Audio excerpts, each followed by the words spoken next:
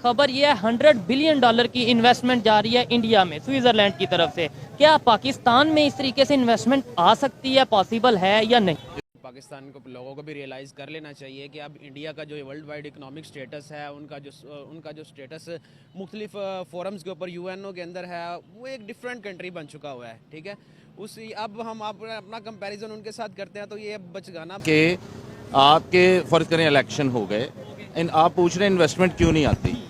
जब आपकी प्रोडक्शन इस कदर महंगी हो जाएगी, आपके बिजली इस कदर एक्सपेंसिव है। सऊदीया में रह के हैं मेरे आदमी, वहाँ पे अरबी भी यही कहते हैं कि पाकिस्तानी कुल्लो हरामी। इस टाइम ना दुनिया हम पे हंस रही है, दुनिया कह रही है कि पाकिस्तान वो मुल्क है जो इंडिया से निकला अपनी बर्बादी को देखने के लिए। क्या आप समझते हैं दुनिया सही कह रही है? सही कह रही है। हालात है वो नारे लगाते लगाते वो पीछे जाके लड़ने लग गए हैं, तो ऐसे इस मुल्क का क्या बनेगा? भाई इसका जो लीडर है ना, उसको बात करने का तरीका नहीं आते, वो लड़ते हैं पढ़ते हैं। जय हिंद दोस्तों, नए मुक्त व्यापार समझौते और विशाल निवेश योजनाओं के रूप में भारत और यूरोपीय अर्थव्यवस्था यानी स्विट्जरलैंड, नॉर्वे, आइसलैंड और लिंकटेनस्टीन के बीच $100 अरब इन्वेस्टमेंट का समझौता हुआ है। आज हमें बदकिस्मती और अफसोस के साथ एक बहुत बड़ा तोहफा दिया है। जापान के मुल्क ने एक कैंपेन स्टार्ट की है, गेट आउट मोमिनो का लफ्ज उन्होंने यूज किया है। मतलब कि पाकिस्तानी भी नहीं, कुछ भी नहीं, उन्होंने मोमिनो का लफ्ज यूज किया है। कितनी बड़ी शर्मिंदगी है कि जापान के आज कैंपेन स्टार्ट की गई है कि मोमिनो हमारे मुल्क से चले जाओ। क्या बनेगा इलेक्शन के दिन पे इतनी बड़ी इंसल्ट हमारी?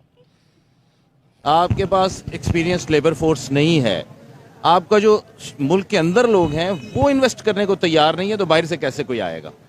तो जब ये तमाम चीज़ें रिजॉल्व होंगी, इन चीज़ों का रिजॉल्व इस तरह होगा कि जब आप एक स्टेबल गवर्नमेंट आती है, वो इसके ऊपर लॉन्ग टर्म जो है वो प्लानिंग करती है, जिससे आपके एनर्जी और आप मुख्तलिफ सेक्टर्स को सपोर्ट करते हैं।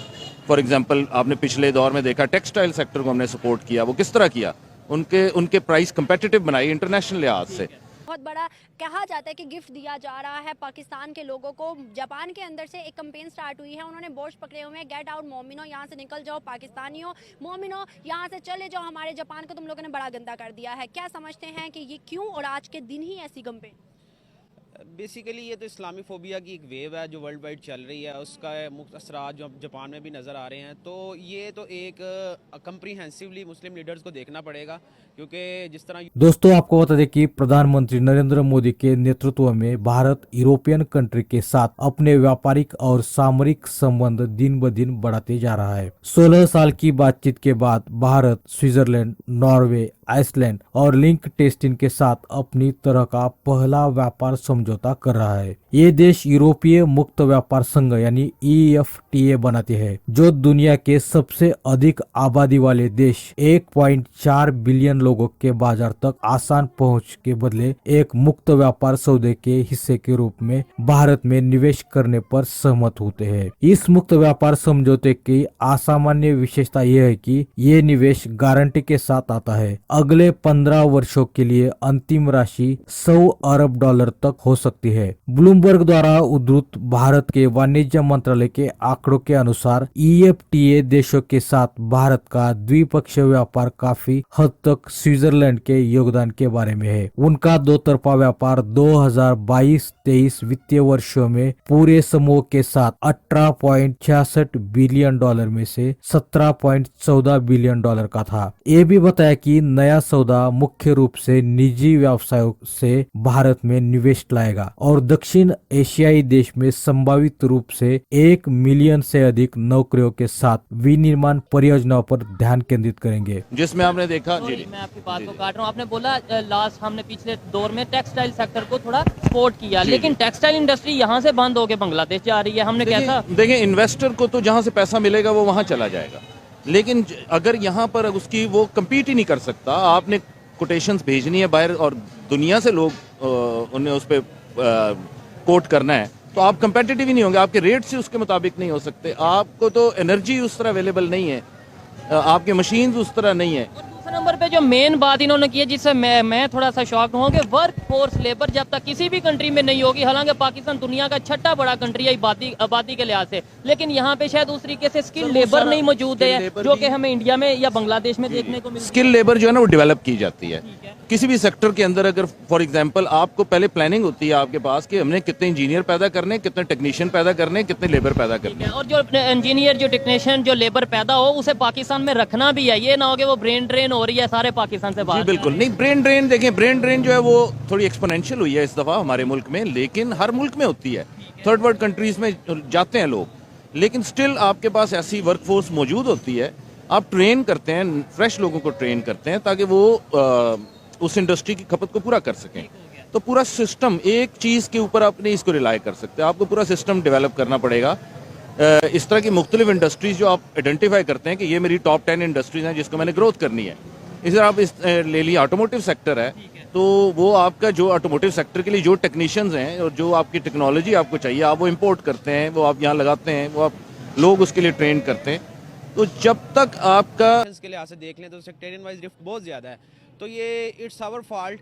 तो हमें यही इसके ऊपर है कि जब तक हम सऊदी अरेबिया, ईरान और मल्टीपल अदर जो मुस्लिम कंट्रीज़ हैं वो एक फोरम के ऊपर बैठ के इसके ऊपर एक तरफा मौक़िफ़ नहीं अपनाएंगे तो हम इसी तरह मसाइल का शिकार रहेंगे वर्ल्ड वाइड। आपने कहा इस्लामोफोबिया तो दूसरे गैर मजहबी मुल्क में होगा ना, इस्लामोफोबिया इस्लामी मुल्क के अंदर तो नहीं होगा। दुबई ने 24 सिटीज़ पाकिस्तान के बैन किए हैं, फिर ये क्या चीज़ है? और सऊदी के अंदर MBS ने खुद क्लेम किया कि भाई पाकिस्तानी यहाँ आके हरम के अंदर मांगना शुरू कर देते हैं, फिर ये क्या चीज़ है? हाँ जी बिल्कुल, ये बहुत गंभीर बात है हम पाकिस्तानियों के लिए, क्योंकि वर्ल्ड वाइड एक इमेज जिस तरह का पाकिस्तान का डिस्टॉर्ट हो चुका हुआ है, इसको रिहेबिलिटेट करने की ज़रूरत है। ऑब्वियसली इसमें आप मुख्तलिफ फैक्टर आ जाते हैं, पावर्टी एक मेजर फैक्टर है कि पाकिस्तानी यहाँ से UAE और मुल्क पहले इंडियन को वो पास आने नहीं देते थे, हिंदू को या मुसलमान है वहाँ का, लेकिन अब पाकिस्तानी को वो देख लेना, वो अपना चेहरा और रास्ता चेंज कर लेते हैं। ये इतने फ्रॉडी हैं कि जिसे हम PDM कहते हैं वो गठबंधन कहते हैं।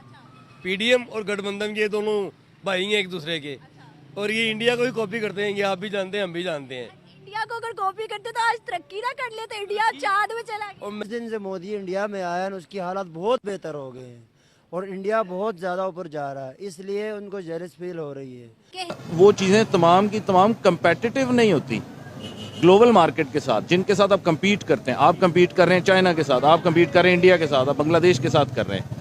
उन सब के साथ जब तक ये कंपेटिटिव नहीं होगी तो आप कोई भी ऑर्डर विन नहीं कर सकते, आना ही नहीं चाहेगा, बल्कि आपके मुल्क के इन्वेस्टर इस पे इन्वॉल्व नहीं होंगे। अच्छा, कैसे आपने बोला जैसे बांग्लादेश की, चाइना की, या खास तौर पे अगर इंडिया की बात करें, कैसे वहाँ पे लेबर वर्क के ऊपर काम किया जा रहा है, वहाँ पे जो है वो स्किल्ड लेबर के ऊपर काम किया जा रहा है, क्यों वहाँ पे इन्वेस्टर क्यों आ रहे हैं आपके ख्याल से? क्या सिर्फ ये वजह है कि वो मार्केट बड़ी है, क्या सिर्फ ये वजह है कि उनकी आबादी ज़्यादा है, या उसके ऊपर ट्रस्ट इशू भी आ जाता है, पॉलिटिकल स्टेबिलिटी भी आ जाती है, क्या ये भी चीज़ें? जिन्हें मेनली देखें, सारा कुछ तो ना पॉलिटिकल स्टेबिलिटी ड्राइव करती है।